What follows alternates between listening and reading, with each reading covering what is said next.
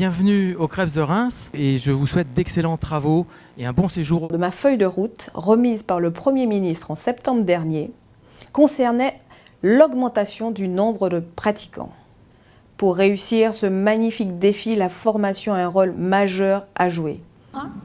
Ce qu'on appelle donc formellement l'ingénierie de formation et l'ingénierie pédagogique. Et je trouve que pour le comprendre, la métaphore de la maison est assez intéressante.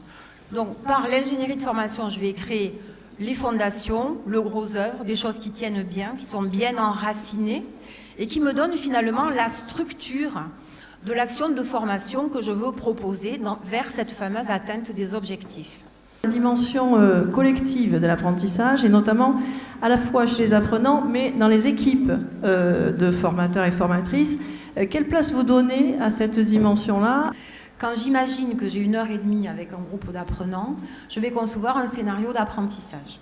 Et dans ce scénario, je vais me demander ce que je fais, ce que je leur fais faire, quelles consignes je leur donne, avec quelles ressources pour qu'ils apprennent quelque chose. La première chose, c'est la relation formateur-tuteur. On s'aperçoit collectivement que c'est fondamental que, en tant que PTP, formateur, on ait une relation avec nos tuteurs qui est singulière. Et on parle très souvent d'équipe tutorale.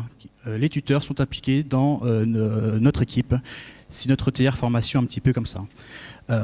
S'approprier pleinement l'animation des tuteurs et aller au-devant des structures d'alternance. Les ingénieurs de formation que nous sommes tressons des rubans pédagogiques. Chacun y donne sa couleur, y imprime une démarche formative dans la voie tracée par référentiel, habilitateur, etc. Quand alors, selon les sursauts de notre société, remontent des thèmes tels que sport-santé, laïcité, éthique, déontologie, développement durable, personnes porteurs d'un handicap. Et donc mon propos, c'est de vous proposer une grille de lecture, d'où le titre « Où va la formation professionnelle ?»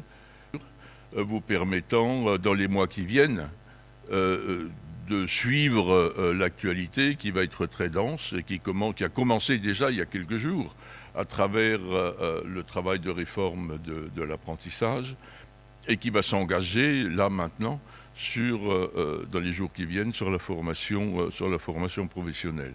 La compétence collective, parce que les acteurs, ce sont des acteurs, c'est pas uniquement des intelligences qui se réunissent. C'est pas simplement des esprits qui se réunissent, c'est des personnes avec leur personnalité. C'est l'idée que tout seul on va plus vite, ensemble on va plus loin, ce qui n'est pas souvent si simple que ça à accepter comme idée. Mais voilà, donc c'est quand même quelque chose qui était mobilisateur.